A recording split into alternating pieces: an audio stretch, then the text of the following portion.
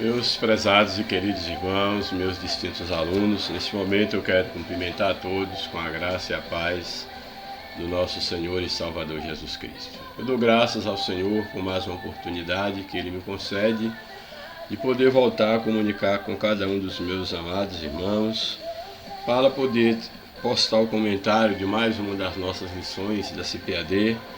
Hoje nós temos a lição de número 5, de 3 de novembro de 2024. A lição de hoje tem como título a promessa de salvação. Dentre todas as promessas que nós temos e que nós aguardamos, essa é a coroa de todas as promessas. Sabemos que Cristo, Ele veio ao mundo, se tornou homem em carne, veio aqui, cumpriu o seu ministério, morreu, ressuscitou e nos fez a promessa que um dia Ele há de vir para arrebatar, para buscar a sua igreja. Portanto, a vinda de Cristo é a nossa maior promessa e todos nós devemos manter acesa essa chama, essa esperança em nosso coração.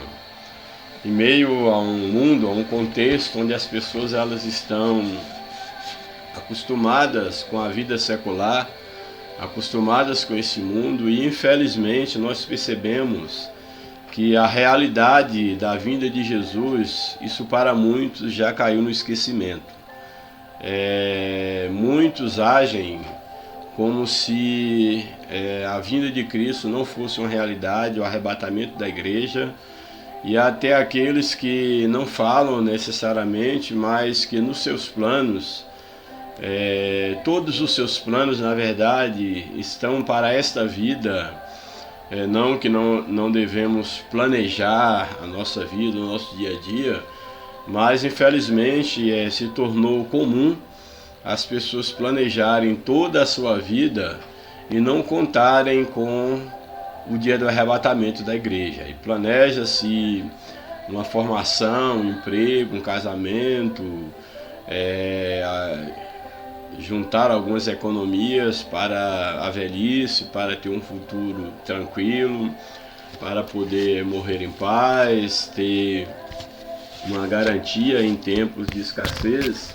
Não que alguma coisa dessas sejam erradas, hipótese nenhuma.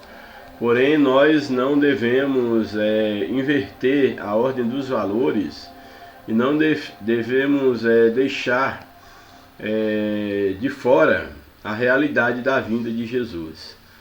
Sabemos muito bem que aquele que prometeu ele há de vir, independente de muitos estarem ou não esperando, de muitos crerem ou não da vinda de Jesus, no tempo de Deus, Cristo virá. E isso não vai depender da quantidade daqueles que estiverem ou não esperando. A Bíblia diz que o seu dia será de surpresa, será num piscar de olho. Cristo há de vir sobre as nuvens, os que morrerem em Cristo ressuscitarão primeiro, e os que estiverem vivos, salvos, eles serão transformados em um corpo glorioso. Portanto, é necessário que cada um de nós tenhamos cuidado e nos certifiquemos se o secularismo não tem tomado conta da nossa vida, do nosso coração, e nós temos apostado toda a nossa esperança nessa vida e agido, mesmo sem palavras, agido de maneira que demonstra que a vida do Senhor seria uma espécie de um incidente, como que viria a atrapalhar os nossos planos. O verdadeiro cristão, aquele que permanece em Cristo com a esperança, com a promessa da salvação na sua mente, na sua alma, no seu espírito, ele sabe que Cristo pode vir a qualquer momento, ou ele pode ir ao encontro de Cristo por intermédio da morte, pois todos nós somos mortais, mas ele vive a cada dia e deve viver a cada dia aguardando o arrebatamento da igreja, que se dará a qualquer momento. E talvez você esteja se questionando, você tem questionado, mas já há anos que se fala que Jesus há de voltar. A mensagem quanto ao arrebatamento já tem quase 2000 anos que prega-se esta mensagem, e até agora Jesus não voltou. Portanto, é necessário que nós entendamos que o Deus que nos fez a promessa, o Jesus que nos fez a promessa, após a sua ressurreição, ele disse que havia de vir, ele já com o seu corpo glorioso, e Deus em Cristo nos faz essa promessa da eternidade. O tempo é algo feito para o homem, porém Deus, ele é o Senhor da eternidade. Jesus, ele é o Pai da eternidade. Portanto, não podemos pensar na promessa como tardia, olhando apenas a partir da ótica cronológica, do Cronos. Mas é necessário que nós entendamos pela fé que essa promessa ela é feita a partir do tempo de Deus, a partir do Kairos, do tempo em que Deus reservou para esse determinado evento. Portanto, aquele que há de vir virá e não tardará. Mas entendamos essa promessa a partir da eternidade. Portanto, está aí o título maravilhoso da nossa lição, a promessa de salvação, que está ligado diretamente à coroação dessa salvação. Aqui a lição ela não vai estar falando necessariamente sobre o arrebatamento da igreja, mas nós sabemos que as promessas, todas as promessas que nós temos na Bíblia, elas não fariam nenhum sentido se não houvesse uma promessa maior, que seria o arrebatamento da igreja. Portanto, para que nós possamos participar da promessa final do arrebatamento da igreja, essa promessa aqui, a promessa de salvação, ela é a coroa de todas as promessas na Bíblia Sagrada. Nenhuma promessa, absolutamente nenhuma, faria sentido se não partisse da promessa da salvação, que já foi conquistada por Cristo, e da coroa da nossa salvação, do ápice da nossa salvação, é quando nós formos arrebatados para estarmos com Cristo para sempre. Portanto, esta lição nos traz exatamente a memória, essa promessa, que é uma promessa fundamental para participarmos da maior de todas as promessas, que é o arrebatamento da igreja. E essa lição nos fala exatamente da promessa da salvação. Promessa essa que foi vaticinada desde o princípio, desde o livro de Gênesis, e ela veio se cumprindo quanto ao plano da redenção, aquele que haveria de nascer da semente da mulher, e ela veio se concretizar na vinda do Cristo, na encarnação, na morte e ressurreição e na garantia da salvação. Então a promessa da salvação, ela não é uma utopia, ela já é uma realidade. Nós já podemos tomar posse dessa promessa da salvação, que será o meio para nós abraçarmos a última das promessas que fiz menção no início, apesar de que a lição não trata dessa promessa, mas eu julgo necessário abordá-la aqui, uma vez que a lição ela fala de promessas e várias promessas, mas não tem uma lição especificamente falando do arrebatamento. A lição 12 fala da vida abundante, mas essa promessa do arrebatamento da igreja, ela está ligada diretamente à promessa da salvação, promessa essa que já foi concretizada em Cristo Jesus, que nós já devemos viver essa salvação agora, permanecendo firme, para que essa promessa, de fato, o objetivo último dessa promessa, que é a vida eterna, ela possa se concretizar quando do cumprimento da última promessa para a igreja, que é o arrebatamento no dia da vinda de Jesus. Louvado seja o nome do Senhor. Portanto, está aí o título da lição, a promessa de salvação. O texto áureo da nossa lição nos apresenta o seguinte: na verdade vos digo que quem crê e ouve a minha palavra e crê naquele que me enviou tem a vida eterna e não entrará em condenação, mas passou da morte para a vida. Louvado seja o nome do Senhor para sempre. Esse texto ele é maravilhoso, porque aqui Jesus, no livro de João, capítulo 5, verso 24, ele está exatamente falando dessa promessa da salvação. E aqui ele está apresentando qual o meio, qual é a decisão que o homem tem que tomar, o que o homem tem que fazer para ele poder tomar posse da vida eterna, para que a salvação se torne uma realidade na vida do homem, uma vez que Cristo ele já fez tudo o que precisava ser feito para salvar o homem, para resgatar o homem de volta para Deus. Porém é necessário que o homem, também como uma obra da parte de Deus, brote fé no seu coração como uma obra do Espírito, brote o arrependimento, e ele se volte para Deus, ele nasça de novo, tudo como obra de Deus, para que ele experimenta a salvação. É necessário que ele viva, seja justificado por Cristo, ele viva uma vida de santidade, para que finalmente ele possa ser glorificado quando do arrebatamento da igreja. Louvado seja o nome do Senhor. Portanto, o texto áureo aqui da lição, ele nos diz aqui em João 5:24, na verdade vos digo. A ideia aqui da repetição do vocábulo, na verdade, isso mostra que essas palavras são fiéis e verdadeiras e elas são urgentes, elas não podem cair no esquecimento. Daí esse recurso literário, esse recurso linguístico da repetição desses termos, na verdade. E aí ele prossegue, na verdade vos digo que quem ouve a minha palavra e crê naquele que me enviou tem a vida eterna. É importante observarmos que a vida eterna ela é colocada aqui para aqueles que ouvem a palavra do Senhor. Ouvir a palavra de Deus.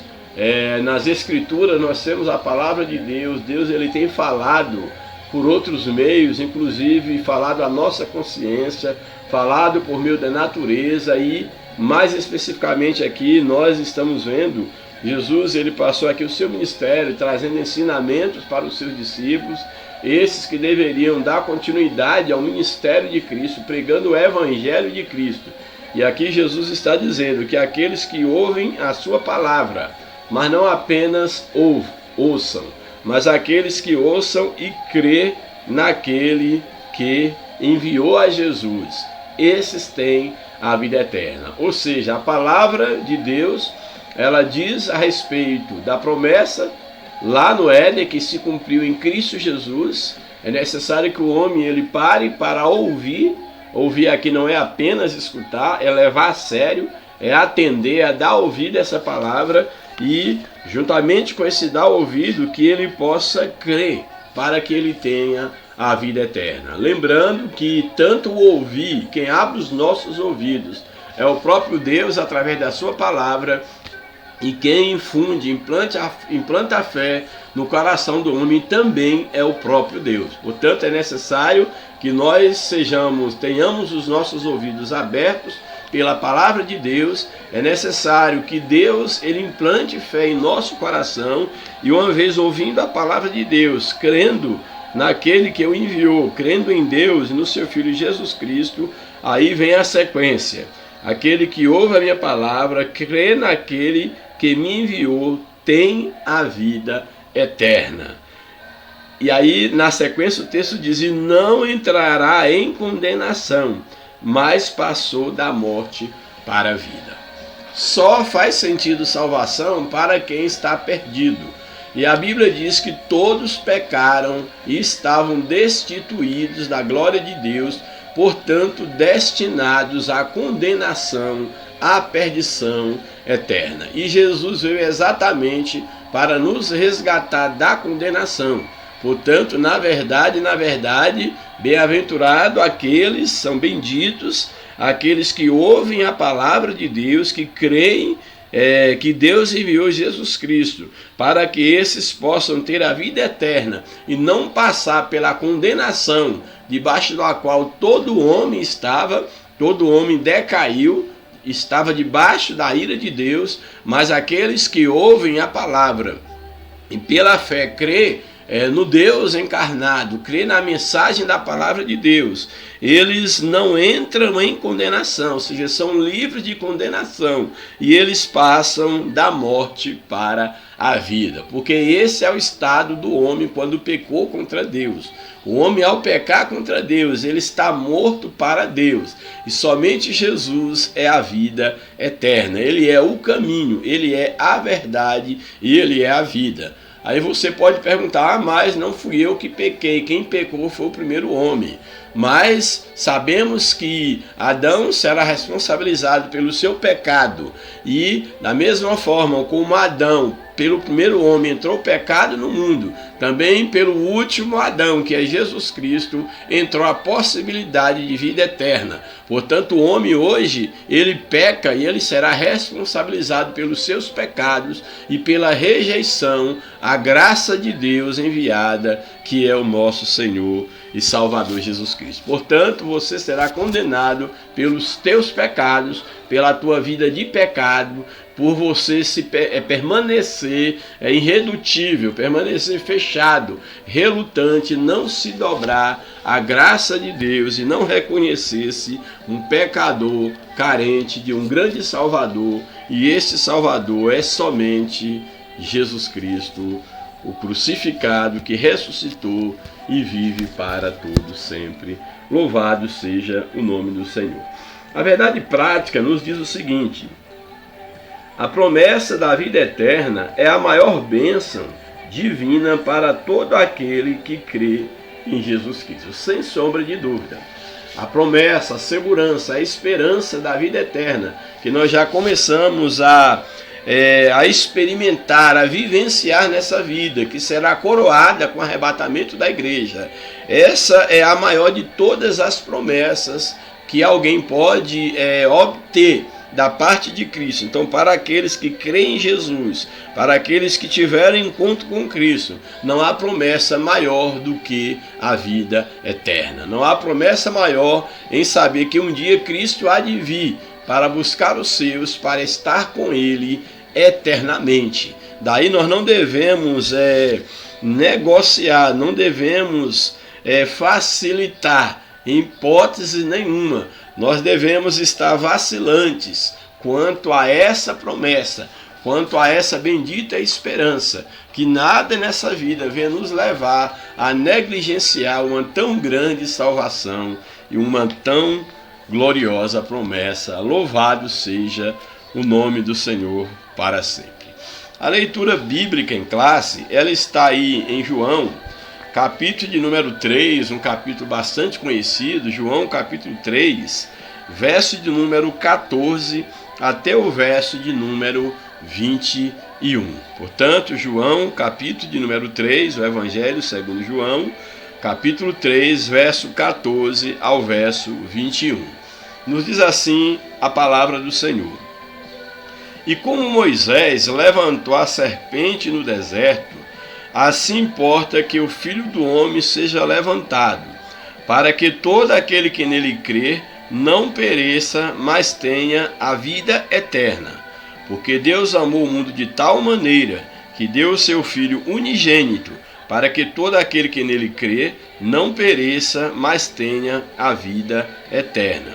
Porque Deus enviou o seu Filho ao mundo, não para que condenasse o mundo, mas para que o mundo fosse salvo por ele. Quem crer nele não é condenado, mas quem não crê já está condenado, porquanto não crê no nome do unigênito Filho de Deus. E a condenação é esta, que a luz veio ao mundo, e os homens amaram mais as trevas do que a luz, porque as suas obras eram más. Porque todo aquele que faz o mal aborrece a luz, e não vem para a luz para que as suas obras não sejam reprovadas. Mas quem pratica a verdade vem para a luz, a fim de que as suas obras sejam manifestas, porque são feitas em Deus. Louvado seja o nome do Senhor. Esse é o texto bíblico que eu achei por bem lê-lo, e depois está retomando cada verso para nós estarmos fazendo a exposição da palavra de Deus. Portanto, aí o primeiro verso que nós lemos, o verso 14, diz o seguinte: e como Moisés levantou a serpente no deserto, assim importa que o Filho do Homem seja levantado. Aqui nós temos palavras de Jesus falando de um episódio, retomando um episódio que aconteceu na antiga aliança, quando o povo de Deus, o povo de Israel, havia pecado contra Deus, e Deus mandou então uma punição para aquele povo, e eles foram assolados por aquela peste, e todos estavam ali morrendo, mordidos, picados por serpentes. E naquele momento o povo percebe o quão havia pecado contra Deus, e então Moisés clama a Deus em favor do povo, e Deus dá ordem a Moisés para que levantasse ali uma serpente de bronze, de metal, e todos aqueles que olhassem para aquela serpente, eles seriam sarados, eles escapariam com vida diante daquele castigo da parte de Deus. E aqui Jesus está dizendo que aquela serpente levantada no deserto era um tipo que apontava para Cristo. E Jesus é exatamente o antítipo, ou seja, ele vem cumprir, aquilo ali apontava, mostrando, prefigurava, podemos dizer assim, o que haveria de acontecer milhares de anos depois, quando Cristo haveria de ser levantado na cruz, simbolizando o ápice da conquista da salvação, da vida eterna para o homem, e todos aqueles que olhassem para Jesus, que passassem pelo Calvário, eles não pereceriam, mas teriam a vida eterna. E é importante que Moisés, ele por ordem de Deus, ele fez aquela serpente de metal, colocou numa haste, e todos aqueles que olhavam para aquela serpente, eles eram curados imediatamente. E aqui Jesus, ele vai dizer que como Moisés levantou a serpente no deserto, assim importa que o Filho do Homem seja levantado. Jesus falando sobre o que aconteceria com ele. Ele estava aqui durante o seu ministério de 3 anos e 6 meses. Depois do seu ministério era necessário, porque ele veio para isso.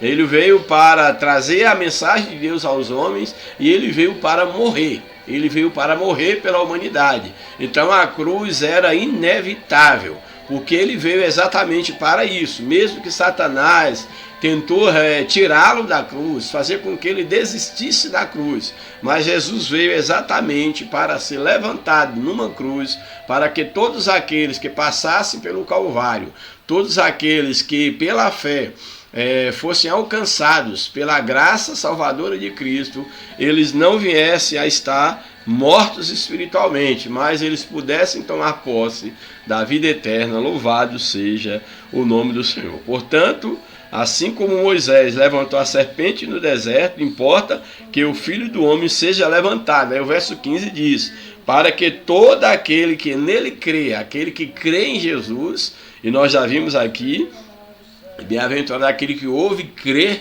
nas palavras de Jesus. Então todo aquele que crê em Jesus, no Evangelho de Cristo, ele não pereça, mas tenha a vida eterna. Ou seja, aqueles que creem no sacrifício de Cristo, aqueles que de fato se reconhecem pecador e que pela fé essa implantada pelo próprio Espírito de Deus no seu coração, eles se voltarem, responderem positivamente à graça de Deus por meio da fé.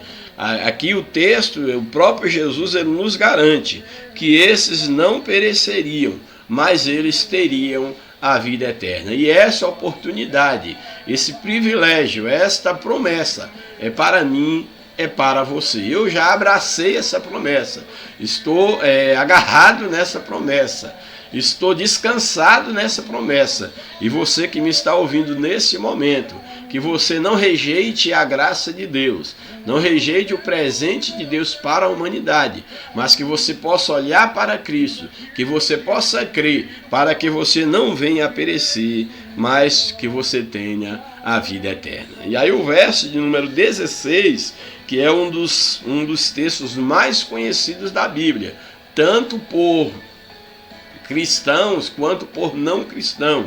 Um texto bastante utilizado em evangelização, em folhetinhos bíblicos, que diz o seguinte: porque Deus amou o mundo de tal maneira que deu o seu Filho unigênito, para que todo aquele que nele crê não pereça, mas tenha a vida eterna. Aqui o escritor João, ele vai tentar descrever o amor de Deus, e não há palavras para ele descrever este amor, e ele vai predicá-lo como o amor tal, porque é um amor sacrificial. É esse amor que o homem não tem condição, por si, não tem condições de amar como um Deus amou. Portanto, ele vai exatamente expressar dessa forma: porque Deus amou o mundo. O mundo aqui se refere a todas as pessoas, amor o homem. O mundo é uma referência à humanidade. Aqui não há um homem sequer, nem um homem que fica fora. Apesar aí das discussões dentro do campo da doutrina da salvação, quanto à predestinação, eu creio na predestinação, mas não da forma como muitos defendem, que é uma forçação de barra. Parece mais um determinismo, parece mais uma mitologia grega quanto à questão do homem não fugir do destino, a moira, e eu não vou entrar aqui no mérito dessa discussão teológica, filosófica, mas o certo é que o texto bíblico, que é considerado o texto áureo da Bíblia, que é João 3,16, diz que Deus amou o mundo. O mundo aqui não é necessariamente, não que Deus não ame a natureza, é claro, mas não é necessariamente o mundo cósmico. O cosmo, o mundo, terra, geográfico, mas aqui mundo se refere às pessoas, porque foram as pessoas, foi o homem no sentido aqui genérico, o homem pecou contra Deus. Portanto, quando o texto diz que Deus amou o mundo, Deus amou o ser humano, Deus amou todas as pessoas, elas foram amadas por Deus, e Jesus veio para todos, ele não veio para um grupo específico, ele não faz acepção de pessoa, é o que a sua própria palavra nos assegura. Portanto, Deus amou o mundo de tal maneira, um amor tão grande que não deu para o escritor explicar esse amor, porque não havia paralelo na raça humana, ninguém pôde amar como um Deus amou. Portanto, ele amou o mundo de tal maneira, esse amor tal, que o levou a dar o seu filho unigênito. Aqui é interessante porque não fala de um filho primogênito, fala do seu filho unigênito, que era o próprio Deus encarnado. Aqui nós temos a figura de uma das pessoas da Trindade se tornando homem, se tornando filho de Deus, para poder morrer pela humanidade, para que todo aquele que nele crê não pereça, mas tenha a vida eterna. Portanto, Deus mandou o seu Filho unigênito. Com que finalidade? Para que todo aquele que nele crê não pereça, mas tenha a vida eterna. Aqui está implícito que todos os homens estavam perdidos. Todos os homens estavam debaixo da condenação. Todos os homens estavam mortos espiritualmente e seriam mortos eternamente quando descerem à sepultura, que é o que acontecerá com todos aqueles que, estando mortos espiritual, ou seja, estando numa vida de pecado e morrendo fisicamente, selarão a uma morte pior, o seu destino numa morte pior, que é a morte eterna, que dará um passaporte para a segunda morte, que é o lago de fogo, que a Bíblia diz que ele sofrerá para todo sempre. Portanto, o amor de Deus, esse amor tal de ter dado o seu filho, é exatamente para tirar o homem da condição de perdido, para que todo aquele que nele crer, que crê no sacrifício de Cristo, que crê que Deus o enviou, que Cristo veio em carne, morreu, ressuscitou, e há de vir esses que creem e que vivem para Deus, apesar das suas falhas, porque não somos nós que temos a capacidade de salvação. A salvação é um ato da graça de Deus. Nada nós fazemos para merecer, mas é necessário que nós sejamos alcançados pela fé salvadora, que nós reconheçamos que nós estamos perdidos e que nós permitamos que Deus ele possa gerar fé no nosso espírito, gerar o arrependimento para que nós possamos voltar para Ele, pedir perdão dos nossos pecados, sermos justificados, sermos regenerados, vivemos uma vida de santidade, para que por fim nós sejamos glorificados quando do arrebatamento da igreja, louvado seja o nome do Senhor. Aí o verso 17, ele diz o seguinte: porque Deus enviou o seu Filho ao mundo não para que condenasse o mundo. Isso aqui é bem interessante. O mundo já estava condenado, porque a Bíblia diz que todos pecaram e destituídos estavam da glória de Deus. Então Jesus não veio ao mundo para simplesmente confirmar a condenação do homem. Não, vocês já estão em pecado, eu vim aqui só para confirmar que vocês estão perdidos. Pelo contrário, Jesus veio ao mundo exatamente para resgatar o homem que estava condenado. E é isso que o texto está dizendo. Porque Cristo, Jesus, o Filho de Deus, Deus enviou o seu Filho ao mundo não para que condenasse o mundo, os homens, mas para que o mundo, os homens, fossem salvos por ele. Ou seja, todos aqueles que forem alcançados por Cristo, esses podem gozar da vida eterna em Cristo Jesus. Louvado seja o nome do Senhor para sempre. Aí o verso de número 18 nos diz o seguinte: quem crer nele, quem crê em Jesus, não é condenado, mas quem não crê já está condenado. Aqui é bem importante observarmos isso, quando o texto diz que quem não crê em Jesus, aquele que não é alcançado por Cristo, quem não crê em Jesus, quem crê em Jesus, melhor dizendo, aquele que crê em Jesus, ele não é condenado. Ou seja, nenhuma condenação há para os que estão em Cristo Jesus. Mas é necessário que cada um de nós observemos com bastante cuidado que a Bíblia diz que não há nenhuma condenação para os que estão em Cristo. Não é estar numa religião, seja evangélica, católica, espírita, budista, seja qual for a religião, estar em um padre, em um pastor, seguindo qualquer líder, não. A Bíblia diz que somente estando em Cristo, nenhuma condenação há para os que estão em Cristo Jesus. Você deve se certificar. Se você não é um mero religioso, um mero evangélico, um mero católico, se você não está seguindo o homem, porque a nossa garantia de vida eterna é estarmos em Cristo. A Bíblia diz que nós somos predestinados para estar em Cristo. A verdadeira predestinação é esta, que salvação só através de Cristo Jesus. E todos aqueles que estão em Cristo estão predestinados para a vida eterna. Louvado seja o nome do Senhor para sempre. Portanto, quem crer nele não é condenado. Quem está em Cristo, crê em Cristo, não é um crer apenas teórico, não é um crer apenas de consentimento, é um crer de relacionamento, é Cristo passar a viver em nós, é Cristo ser gerado dentro de nós, que é o novo nascimento, é não viver mais para nós mesmos, mas vivemos para Cristo. Portanto, quem crer nele não é condenado, mas quem não crê já está condenado. Por que já está condenado? Porque fora de Cristo não há salvação. Você pode ser religioso, pode frequentar uma igreja, pode ser membro, pode ser líder, pode ser pastor, pode ser bispo, padre. Você pode ser o que quer que você queira ser.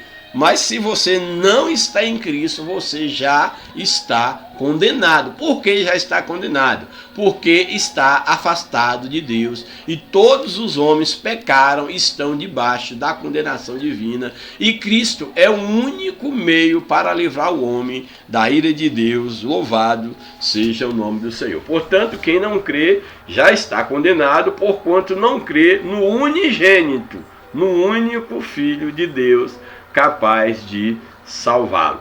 Verso 19 nos diz o seguinte: e a condenação é essa. Qual é a condenação? Porque esses serão condenados. O que tem contra eles? A condenação é essa, que a luz veio ao mundo. Quem é a luz? A luz é o próprio Jesus. A luz aqui fala da vida eterna, fala do conhecimento, fala da luz divina. O homem, as trevas tomou conta da humanidade quando o homem pecou contra Deus. O homem que está vivendo no pecado, ele está em trevas, ele está debaixo do governo dos Deus desse mundo, que a Bíblia diz que cegou, tornou os homens cegos na escuridão do pecado. Então, qual é a condenação? Aqui o texto vai dizer, a condenação é esta, que a luz veio ao mundo, que é Jesus. E os homens amaram mais as trevas, ou seja, o pecado, do que a luz. Essa é a condenação. Por que os homens serão condenados? Exatamente porque eles não creram. Eles serão condenados pelo que eles fizeram, pelo que eles fizeram o que eles deixaram de fazer. O homem será condenado exatamente pelo que eles deixaram de fazer, que é exatamente crer no unigênito Filho de Deus. Porque pecador ele já é, isso ele já faz.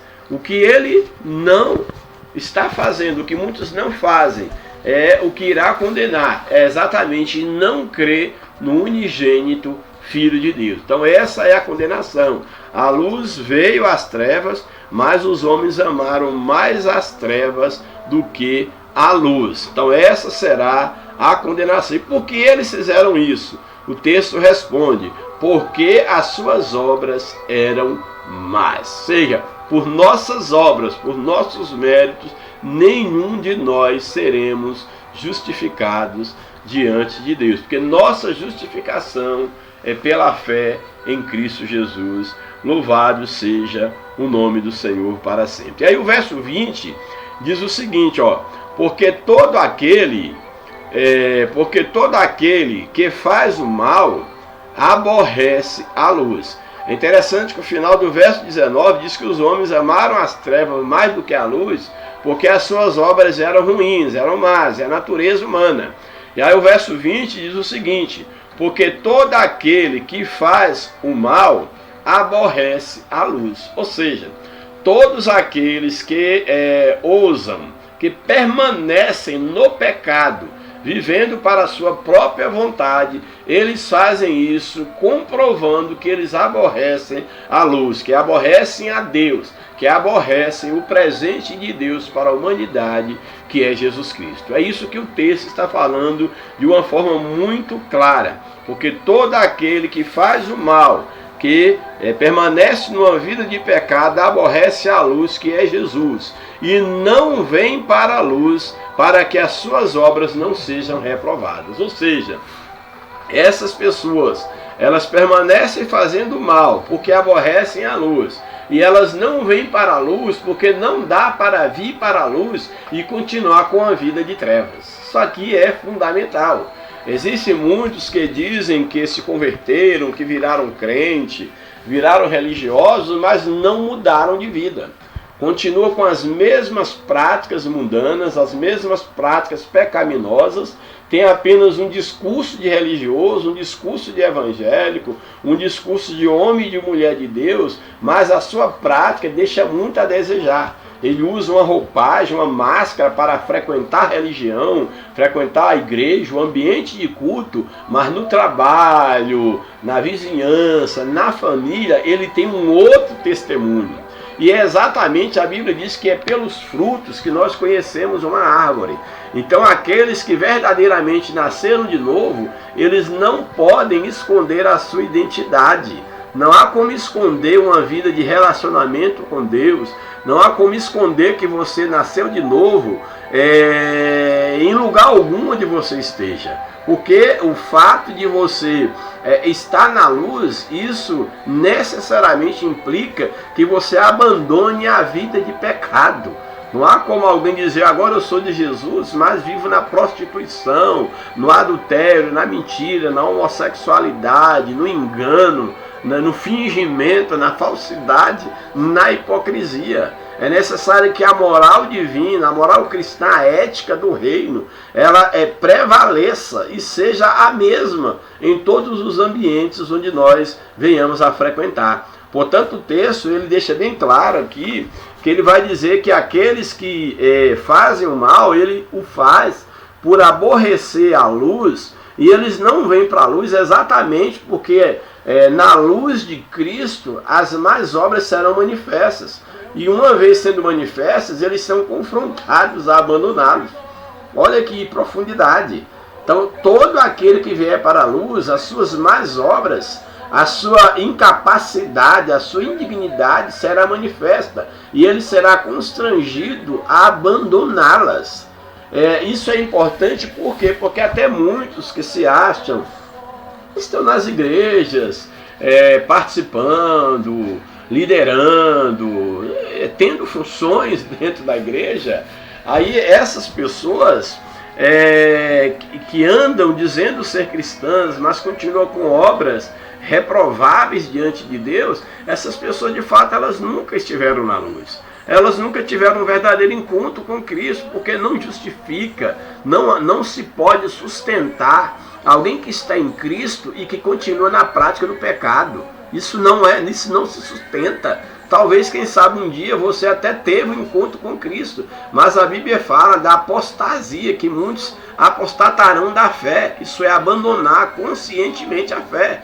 E ninguém é julgado por uma coisa que ele é obrigado a fazer. O homem, por sua livre e espontânea vontade, ele escolheu pecar e ele será responsabilizado e é responsabilizado pelas suas atitudes.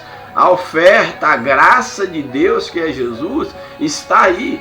Cristo quer nascer, quer ser gerado dentro de cada coração e Ele dá todas as condições, porque nós não podemos de nós mesmos, mas ninguém será indesculpável diante de Deus se nós quisermos manter uma vida de fachada, até mesmo um discurso religioso, mas discurso esse que não condiz com obras de alguém que está na luz. Porque quanto mais você está próximo de Jesus, mais você percebe que você é indigno, que você é incapaz de ser salvo por si mesmo. Aqueles que têm uma comunhão mais estreita com Deus, eles não se acham melhor do que ninguém. Eles não se acham mais santos do que os outros, pelo contrário. Isso eu posso dizer por experiência, que à medida que eu tenho me esforçado, e muito me esforçado, e com a graça de Deus, procurando mesmo aí com todas as minhas imperfeições, os meus pecados, as minhas deficiências espirituais, mas tenho me esforçado para deixar que Cristo seja totalmente gerado em mim, para ser totalmente vencido por Cristo, eu percebo que sou menos santo do que eu imaginava. Eu sou bem mais pecador. Hoje eu tenho consciência da minha indignidade bem maior do que eu tinha antes.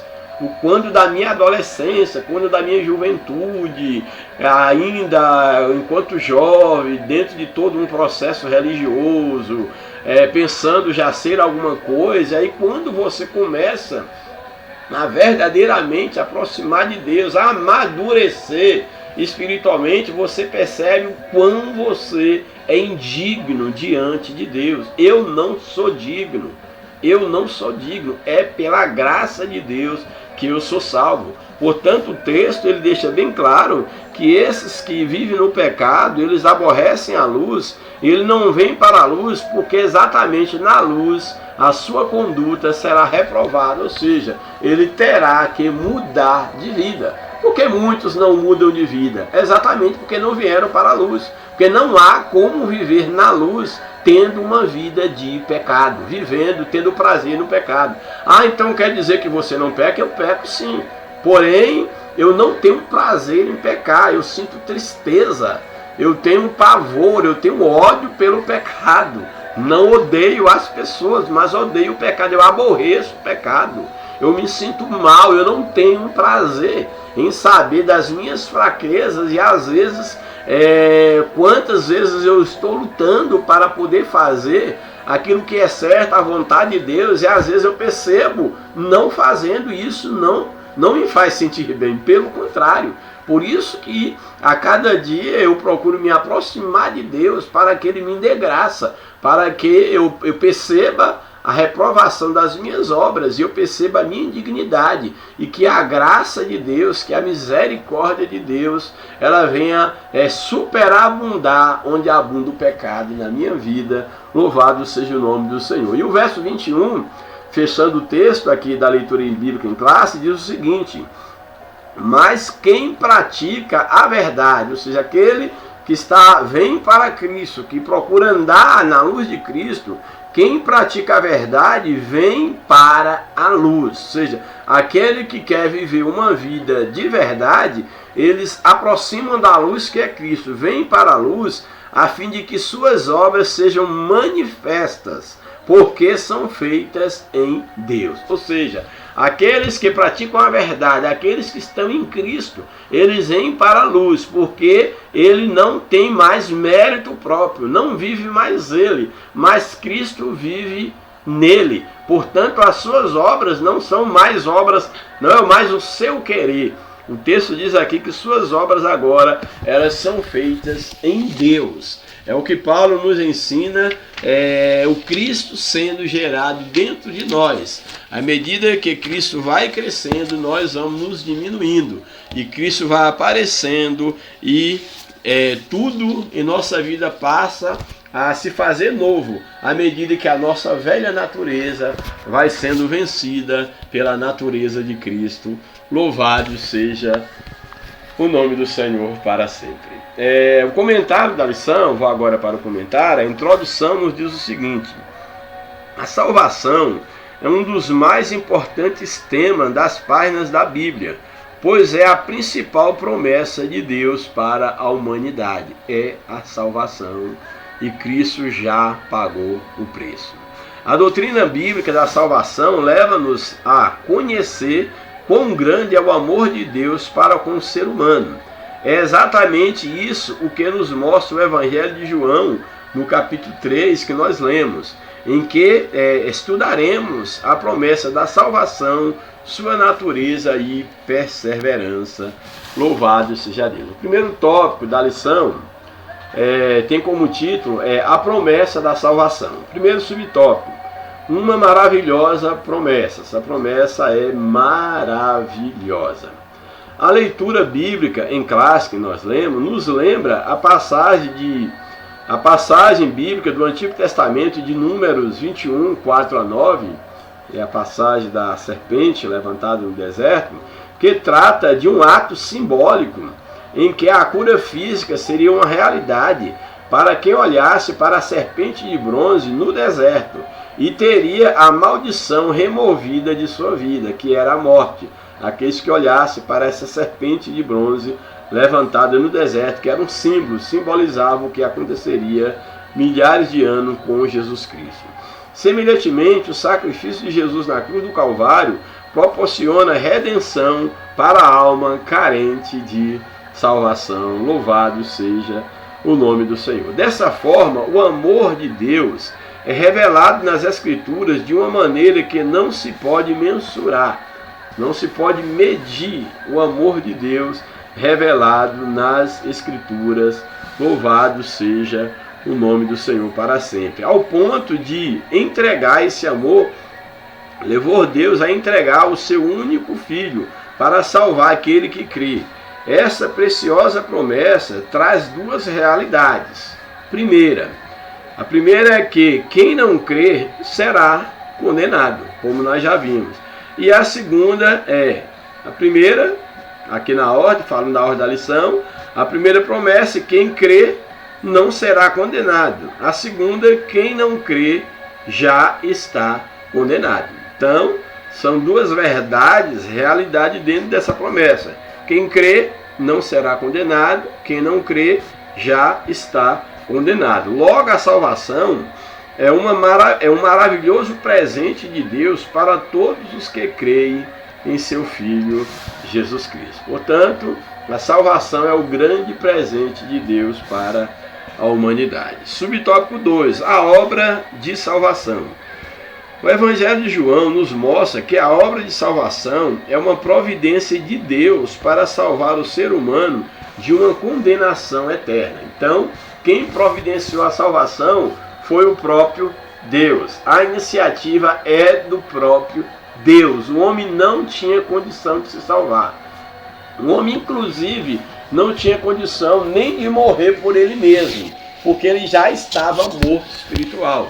Eu costumo dizer, é claro que eu entendo o porquê alguém fala que Cristo morreu em nosso lugar. Sim, ele morreu em nosso lugar, mas para mim é bem mais do que isso. Cristo não só morreu em nosso lugar, porque nós já estávamos mortos. E mesmo se nós pudéssemos morrer por nós, nós não nos salvaríamos. Por quê? Porque a salvação é pela graça. Nós não temos o nosso sangue, nós somos contaminados pelo pecado. Então ainda que morrêssemos, que desse o nosso corpo para a morte, isso não resgataria a nossa alma. Portanto, Cristo, ele não morreu em meu lugar, ele morreu por mim.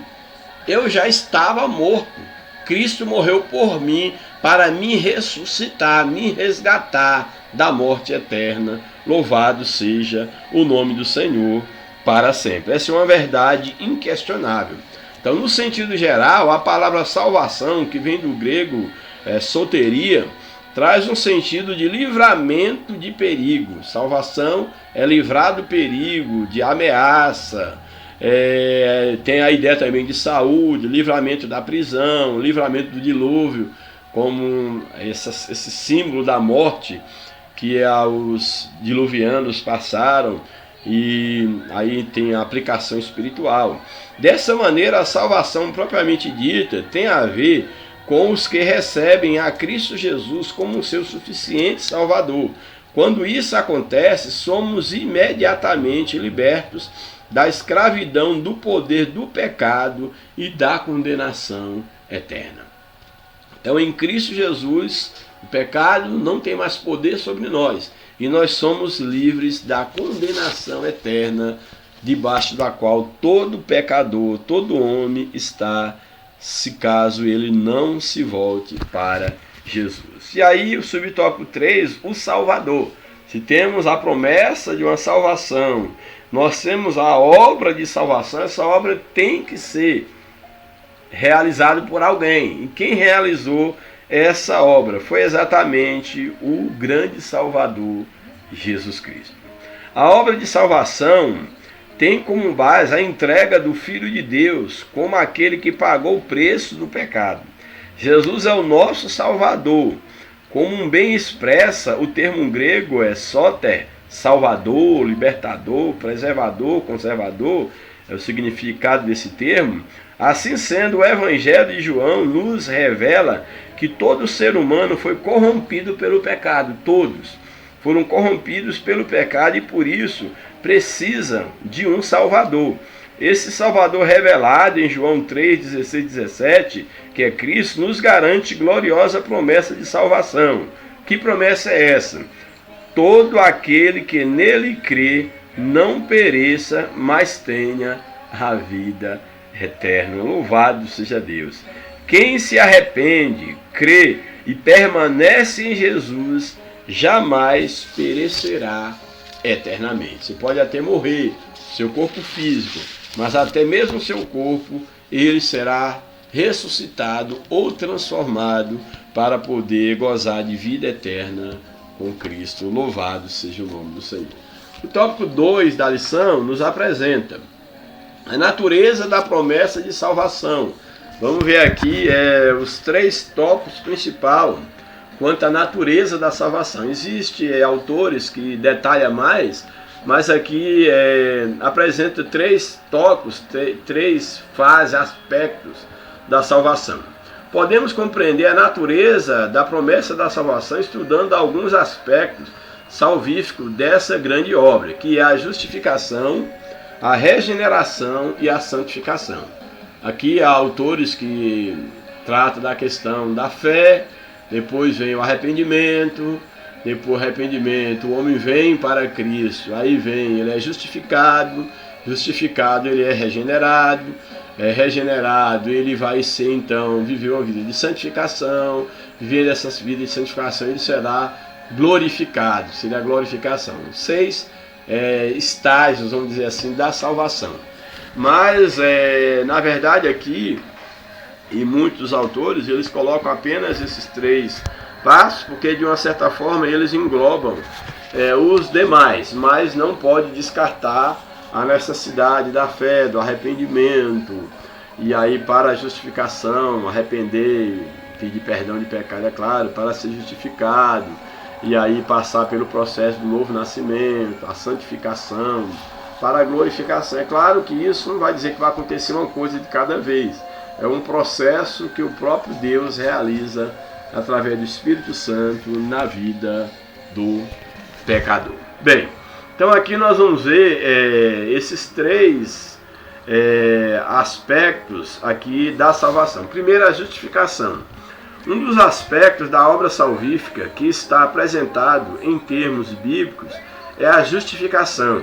Quem é alcançado pelo Evangelho de Cristo e crê no Filho de Deus, com todo o seu coração, é declarado justo. Isto é livre da culpa e do merecimento da punição divina. Ele não é mais condenado, está declarado absolvido, é um salvo. Por intermédio da justificação, o pecador é visto por Deus como se não houvesse praticado transgressão alguma. Dessa forma, fomos justificados e por isso temos plena paz com Deus, por intermédio de nosso Senhor e Salvador Jesus Cristo. Isso é bem interessante. Observarmos que a justificação é exatamente uma posição que nós somos colocados diante de Deus, não é o nosso estado, porque quem é justo é Deus, Cristo que é justo, mas pela fé no sacrifício de Cristo, através de Cristo nós somos colocados na posição de justo diante de Deus. Por quê? Porque os méritos de Cristo são imputados a nós. Então é pela fé que nós somos justificados. É o nosso estado? Somos justos? Não. É uma posição que nós ocupamos por causa de Cristo. E por causa de Cristo, Deus nos vê agora, através de Cristo, como quem não está debaixo de condenação, como sem uma transgressão, gozando novamente da paz com Deus. Porque a Bíblia diz que quando o homem pecou contra Deus, ele se tornou inimigo de Deus. Ele foi separado de Deus. E a própria Bíblia diz que Cristo morreu para perdão dos nossos pecados. E ele ressuscitou para a nossa justificação. Se Cristo tivesse apenas morrido e não tivesse ressuscitado, nós não teríamos nenhuma diferença de outras religiões que defendem que eles têm o seu Deus, o qual eles seguem, mas que morreram e permaneceram mortos. Não tem nenhuma garantia porque o seu Deus morreu e permanece morto. Porém, o nosso Deus, ele é um Deus que morreu, mas ele ressuscitou. Ele é a garantia de que nós ressuscitaremos também um dia com ele, uma vez que nós formos crucificados com ele. Quando você entrega a sua vida a Cristo, você é crucificado em Cristo, para que também você seja ressuscitado com Cristo para a vida eterna. Louvado seja o nome do Senhor. Então esse é o aspecto da justificação. Somos justificados não pelos nossos méritos, mas pela fé nos méritos de Cristo que nos são imputados. Louvado seja o nome do Senhor. O outro aspecto é a regeneração. Para que a obra de salvação apresentada no Evangelho de João 3 se manifeste na vida do salvo, é necessário que ocorra a regeneração. O que é a regeneração? É exatamente o novo nascimento. É nascer da água, da palavra e do Espírito Santo. Isso é o processo de regeneração, que nós denominamos de novo nascimento, que é inclusive no mesmo capítulo de João, é denominado de novo nascimento, aí João 3, 1 ao verso 6. Uma pessoa que nasce de novo passa por um processo de transformação interior. O que é nascer de novo? É nascer de dentro para fora. Isso a religião não pode fazer. A religião ela tem deformado as pessoas, que tem levado as pessoas a ter uma aparente mudança só no externo. Ela começa a vestir como religioso, a frequentar o ambiente religioso, a comprar uma Bíblia e fazer todas aquelas obrigações religiosas, seja qual for a religião, mas a religião não transforma ninguém, nenhuma religião, nem a evangélica, nem a católica, nem a espírita, nenhuma religião tem poder de transformar o homem. Somente Cristo, através da sua obra redentora, através da sua palavra, do Espírito Santo, é quem pode transformar o homem. E essa obra começa de dentro para fora. Começa no espírito do homem, onde Deus começa a ser gerado.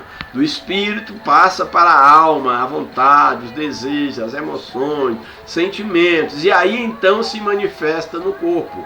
Mas é necessário que esse processo ele comece de dentro para fora e não ao contrário. Porque não é assim que Deus trabalha. A religião, ela, no máximo que ela trabalha é exatamente te mudando por fora. Mas ela não te dá poder para vencer o pecado e muito menos para se aproximar de Deus, porque somente Cristo pode fazer isso por intermédio do novo nascimento, pelo poder do Espírito Santo habitando em nossa vida. Portanto, uma pessoa que nasce de novo passa por um processo de transformação interior em que o coração sofre uma mudança radical por intermédio do Evangelho, mediante o poder do Espírito Santo. Louvado seja Deus. João 16, 7 a 11. Essa obra é feita diretamente pelo Espírito Santo. Então, o pecador se torna filho de Deus, nova criatura, que anda em novidade de vida, como Romanos 8, 16 e 17 nos apresenta. Uma vez que nascemos de novo, passamos a fazer parte da família de Deus. Louvado seja o nome do Senhor para sempre. E um outro aspecto da salvação é a santificação. Fomos regenerados, nascemos de novo, e nós estamos nesse processo também por meio da santificação, que é nada mais, nada menos do que uma vida separada para Deus e Cristo cada dia sendo gerado em nós, para que um dia em Cristo nós nos tornemos semelhantes a Ele, não só ocupando a posição de justo, mas que através do novo nascimento, da santidade de Deus, de Cristo na nossa vida, através do processo de regeneração, de santificação, nós nos tornemos de fato santos, justos, parecidos com Cristo. Louvado seja Deus. A santificação é um aspecto da salvação como resultado da obra do Calvário de nosso Senhor Jesus. Em primeiro lugar, por meio da justificação e da regeneração, somos santificados por Deus de maneira posicional. É interessante, o que aqui o comentarista coloca, que por meio da justificação e por meio da regeneração, do novo nascimento, nós somos colocados, somos santificados, porém no aspecto de ser separado posicionalmente. Já que santidade, ser santo é ser separado, aqui o que o comentarista coloca é que a justificação e a regeneração, nós ocupamos uma posição de santos. Mas, em segundo lugar, somos santificados de maneira progressiva no relacionamento com Cristo. Ou seja, nós vamos nos tornando santos, não só em termos de posição, mas vamos nos tornando de maneira progressiva à medida que Cristo, de fato, ele vai sendo gerado em nós, nós vamos sendo, nos tornando semelhante a Cristo. Louvado seja Deus. Esse processo ocorrerá até o advento da nossa glorificação final, por ocasião da transformação do nosso corpo, no advento do arrebatamento da igreja, pois teremos um corpo semelhante ao do Senhor Jesus ressurreto. Portanto, a obra de salvação exposta no Evangelho de João, ela é completa. Que na glorificação será o momento quando Cristo, ele há de completar em nós. Cristo será tudo em nós e há de completar aquilo que falta para nós termos e sermos de fato semelhante ao seu corpo glorificado. Louvado seja o nome do Senhor para sempre. E por fim, nós temos o último tópico da lição, o tópico 3. Promessa e perseverança na salvação. Primeiro subtópico. A base da promessa de salvação é Cristo. Nós vimos a isso. João 3 mostra com clareza que o nosso Senhor é o centro da promessa, ou seja, Cristo é o centro da promessa de nossa salvação. Deus escolheu um povo dentre pessoas pecadoras que se arrependeram e creram em Jesus Cristo como Senhor e Salvador. Logo, a igreja de Cristo, que é o povo de Deus, é constituída de pessoas unidas ao Senhor Jesus Cristo, quer gregos, quer judeus, quer gentios, quer judeus, todos em Cristo se tornam uma só família, a família de Deus, o povo de Deus, o corpo de Cristo. Louvado seja o nome do Senhor. Portanto, Cristo, em Cristo, nós somos unidos, um em Cristo Jesus. Assim fazemos parte do corpo de Cristo. Isso só é possível por causa da obra consumada no Calvário. Louvado seja o nome de Jesus. Aí o texto agora falou sobre a promessa e perseverança na salvação, falou sobre a base da promessa, que é Cristo, que é a base da nossa salvação, mas também fala sobre a perseverança da salvação, e o comentarista aqui nos alerta sobre a apostasia individual. As portas do inferno não prevalecem contra a igreja de Cristo, mas o mesmo Jesus, ele falava sobre a apostasia, que muitos haveriam de apostatarem-se da fé, e isso seria inclusive um dos sinais de que o homem da iniquidade há de se manifestar, que é o anticristo, e que aponta para o dia do Senhor. Louvado seja o nome de Jesus para sempre. Subtópico 2, apostasia individual. Nas Escrituras também encontramos uma grande advertência concernente à promessa da salvação. A Bíblia nos mostra que a salvação não é incondicional, pois as pessoas podem resisti-las. Que interessante, aqui vai bater de frente com aqueles que dizem que a graça é irresistível. Vamos ver o que nos diz aqui à luz do comentarista. A Bíblia nos mostra que a salvação não é incondicional, mas as pessoas podem resisti-la. João 3, 18 a 20. Vamos ver o que nos diz aqui João 3, 18 ao verso 20. Diz o seguinte: quem crê nele não é condenado. Crer já envolve uma vontade. Deus não obriga ninguém a crer nele. A fé vem pelo ouvir, a fé é pela palavra de Deus. Tudo é implantado por Deus, mas o ato de querer crer e querer não crer, isso implica também a vontade do homem. Então o homem, ele não é que ele tenha participação na salvação, em hipótese nenhuma. Mas a condição para a salvação é o homem crer no sacrifício de Cristo. Então a resposta à graça divina é a fé. Fé essa brotada pelo próprio Cristo, que vai gerar essa fé, movendo a vontade do homem e levando o homem a decidir crer ou rejeitar a oferta divina, a graça divina. Pelo menos é o que eu entendo à luz desse texto. Quem crê nele não é condenado, mas quem não crê e se envolve em vontade já está condenado, porquanto não crê no nome do unigênito Filho de Deus. E a condenação é esta. Qual é a condenação? A luz veio aos homens, mas os homens amaram mais as trevas do que a luz, nós já vimos isso, porque as suas obras eram más. Então aqui fala que o homem preferiu praticar as obras más, porque todo aquele que faz o mal aborrece a luz e não vem para a luz para que as suas obras não sejam reveladas. Mas aquele que pratica a verdade vem para a luz a fim de que suas obras sejam manifestas, porque são feitas em Deus. Então mostra aqui que há condição sim, a despeito do que alguém não diz. Eu não estou dizendo condição no sentido do homem ter participação na salvação.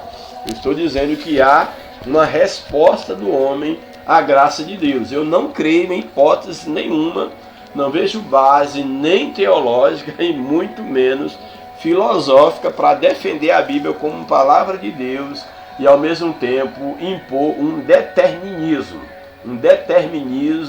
e uma seleção, uma acepção de pessoas quanto à salvação. Não creio dessa forma. Creio na predestinação no sentido de que o homem foi predestinado para ser salvo se ele estiver em Cristo. Então todos aqueles que crerem em Cristo e estiverem em Cristo já estão predestinados para a vida eterna. Mas é necessário crer e permanecer em Cristo. Porque do contrário não faz sentido falar de apostasia, não faz sentido de falar do homem crer, tomar atitude de crer no coração, confessar com a boca, não faz nenhum sentido nessas palavras se eu uso uma forçação de barra para querer defender uma ideologia teológica que para mim é determinismo, é algo bastante mitologia grega. Bem, um pouco mais à frente, nós temos aí na sequência, a lição nos diz e também mostra que os que receberam, experimentaram o amor e o perdão de Deus podem romper esse relacionamento, rejeitando por completo os ensinos fundamentais revelados na palavra de Deus, que é a apostasia doutrinária, bem como tornando-se novamente escravos na prática do pecado, que é a apostasia moral. A Bíblia fala sobre isso em vários momentos. A isso denominamos de apostasia, que implica uma rebelião contra Deus, um abandono proposital da fé que uma vez foi entregue.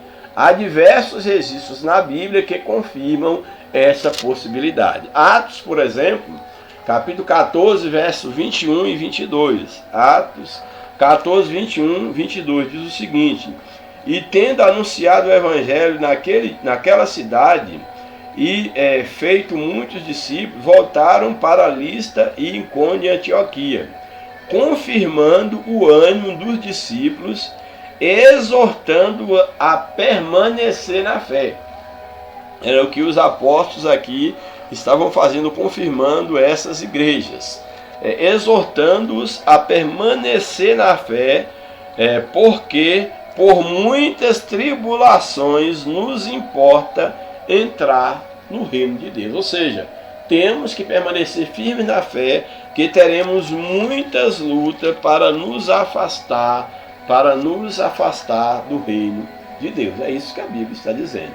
1 Timóteo 6, 10 ao 12. 1 Timóteo, capítulo 6, verso 10 ao 12, diz o seguinte: porque o amor do dinheiro é raiz de toda a espécie de males, e nessa cobiça alguns se desviaram da fé.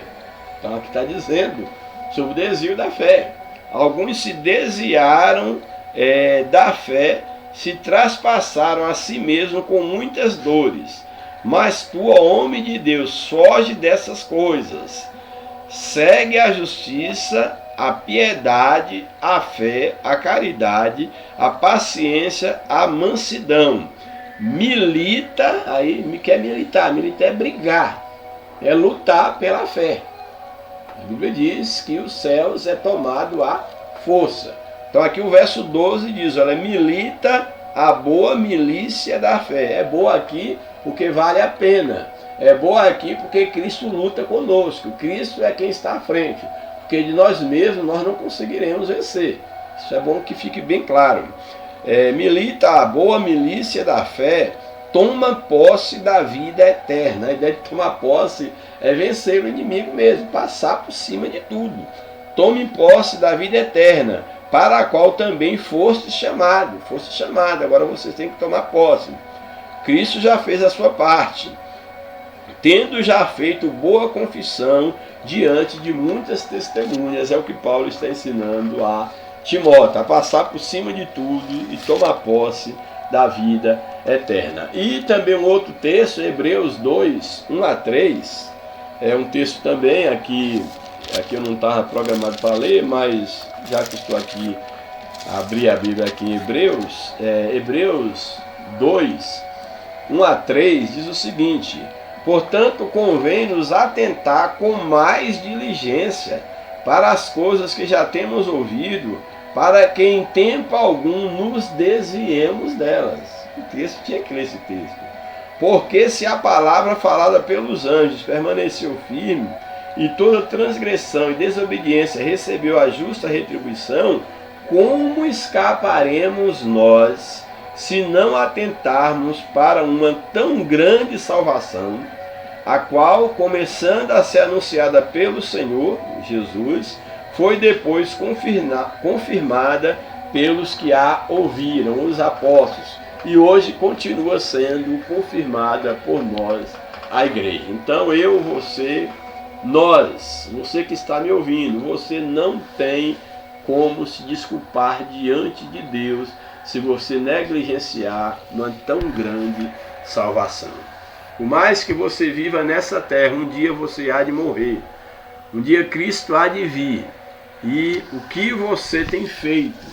Se você não tem respondido, não tem permitido que a palavra de Deus gere fé no teu coração, que o próprio Deus gere fé no teu coração, para que você se converta dos teus pecados e se volte para Cristo, para ser sarado, para receber vida eterna, você será condenado, você já está condenado, se você permanecer nesse estado. Infelizmente, você irá morrer eternamente e estará afastado de Deus para todo sempre.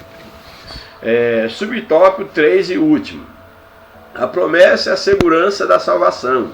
A promessa de salvação também nos traz uma consoladora certeza, aquela mesma que o apóstolo Paulo escreveu: mas de ambos os lados estou em aperto, tendo o desejo de partir e estar com Cristo, porque isto é ainda muito melhor. Ou seja, Paulo, em meio a tanta dificuldade, ele diz que por um lado ele queria estar com os irmãos batalhando, mas por outro lado ele desejava já estar com Cristo, porque isso era bem melhor. E ele mesmo dizia que para ele o viver é Cristo e o morrer era louco. Ele vivia com Cristo e morrendo era louco, porque ele estaria com Cristo para sempre. O ensino bíblico do Novo Testamento afirma que ao passar pela morte, o salvo já está imediatamente com Cristo, já no paraíso. Assim, os que creem em Cristo e submetem a Ele como seu Senhor, e mediante um relacionamento pessoal com Cristo, esse relacionamento pessoal com Cristo, estão definitivamente seguros para a vida eterna. Você está em Cristo? Não se preocupe. Será que eu sou salvo? Será que eu não sou? Será que eu estou predestinado? Será que eu não estou? Se você está em Cristo, fique tranquilo. A salvação não é algo para você estar preocupado, eu tenho que fazer algo para merecer. Será que eu mereço? Será que de fato eu estou salvo? A única coisa que você tem que certificar é se você está em Cristo, se você permanece em Cristo. Fique em Cristo, permaneça em Cristo, que você já está salvo. A vida eterna, ela é garantida para os que estão em Cristo. O próprio Jesus disse: sem mim nada podeis fazer. Então, deixe de tanta preocupação religiosa, no sentido de uma carga religiosa muito grande, de fazer por merecer a salvação, como se você tivesse capacidade que você não tem. Mas eu estou querendo dizer com isso que você tem que viver uma vida de pecado? Não, pelo contrário. Porque se você está certificando que você está em Cristo, você vai saber qual é a boa, agradável e perfeita vontade de Deus. Não é você que dirige a sua vontade. A vontade agora, eu vou deixar de ter vontade? Não. Você vai continuar com vontade de pecar, pensamentos malignos vão rodear a tua cabeça, sentimentos ruins, mas só que tudo isso te fará nojo, isso te fará mal. O seu prazer será exatamente meditar na lei do Senhor.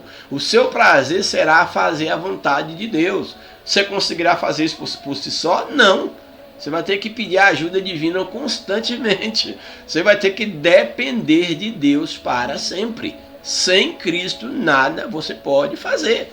Você não pode fazer nada para agradar a Deus se não for através de Jesus Cristo. Daí a Bíblia diz que você tem que estar crucificado com Cristo. Para você viver com Cristo, para você reinar com Cristo, é necessário também que você esteja crucificado. E não é, eu tive um encontro com Cristo e depois desci da cruz. Não. Aqueles que verdadeiramente tiveram encontro com Cristo, eles permanecem crucificados com Cristo, para poder reinar, viver com Cristo para sempre. Louvado seja o nome do Senhor. Conclusão. A promessa da salvação nos lembra de que não podemos descuidar da nossa conduta diante de Deus e do mundo.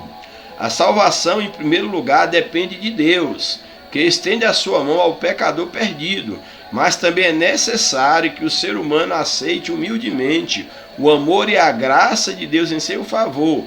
Quem crê em Jesus é salvo, mas quem rejeita permanece perdido e em delitos e pecados. Ou seja, você precisa de Cristo sempre.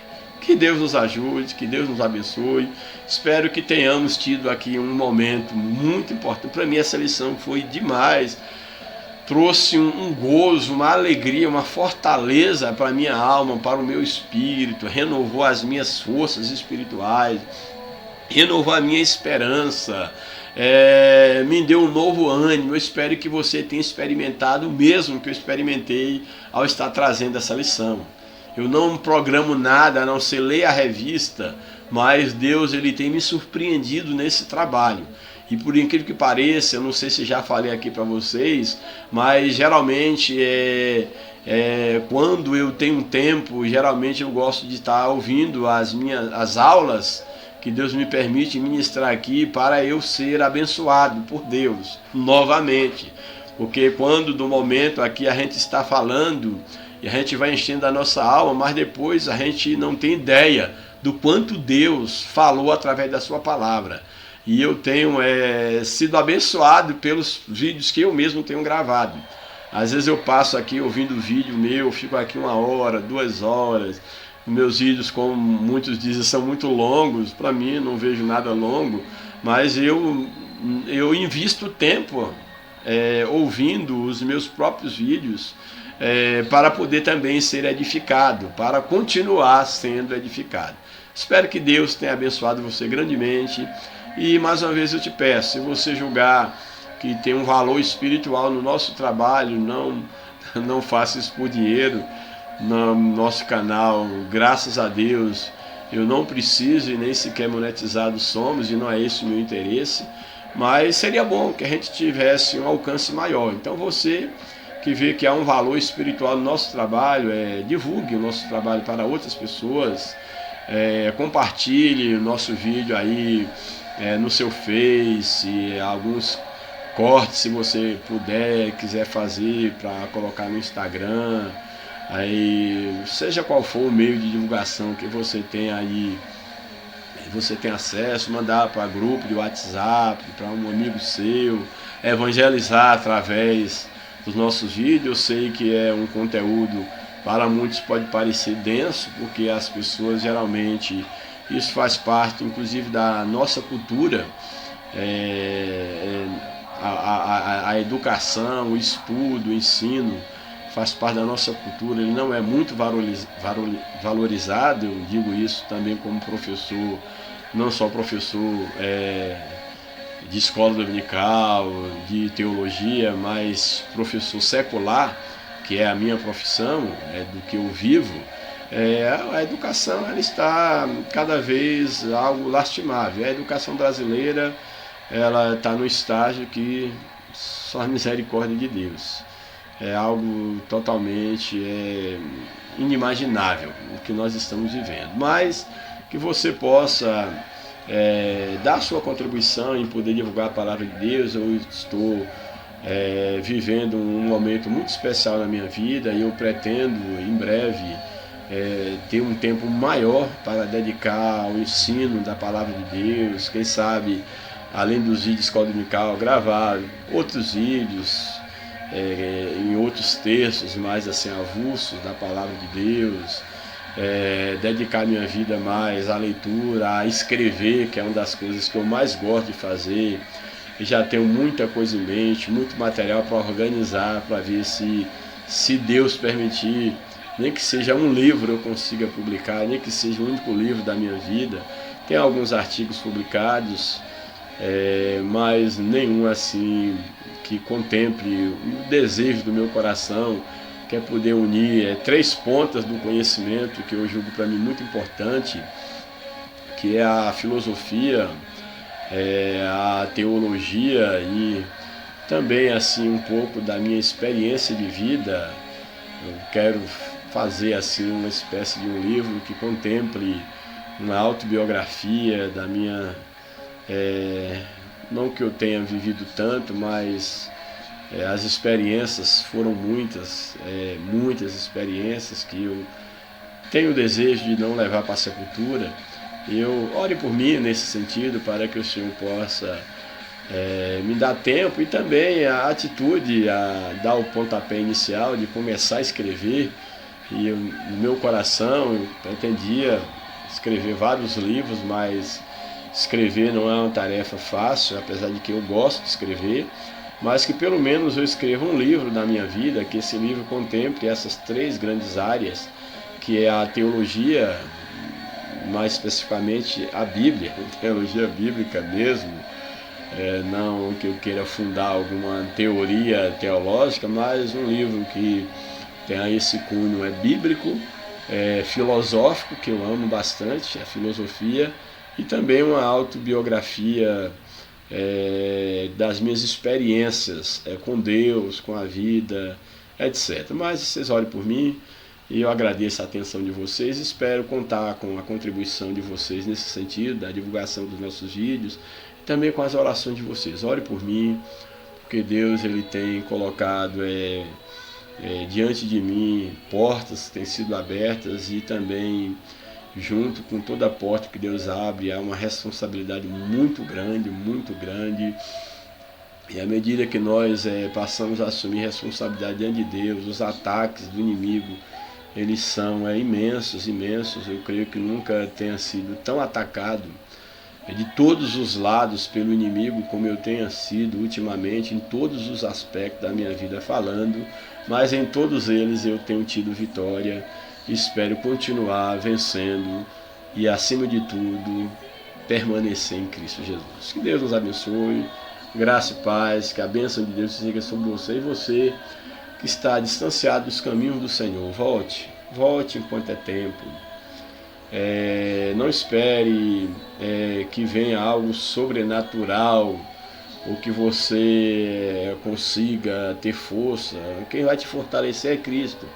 Vá arrastando mesmo, mas volte para Jesus. Procure uma igreja que esteja próximo da palavra, não próximo da tua casa, mas que pregue a palavra de Deus. E você que ainda não teve um encontro com Cristo, você não pode dizer que algo é ruim se você nunca experimentou. A Bíblia diz: provai e vede que o Senhor é bom. Graças a Deus eu experimento de Cristo, permaneço em Cristo, e é a melhor escolha, é a melhor coisa. Jesus é tudo para mim, tudo para mim. Nada é mais importante do que Cristo. Meu trabalho, a minha casa, os meus bens, a minha esposa, a minha filha, nada nessa vida é mais importante para mim do que Jesus. Jesus Cristo é tudo para mim. Jesus Cristo é tudo para mim. Que Deus te abençoe, um grande abraço, e que a graça e a paz de Cristo esteja no teu coração, em nome de Jesus.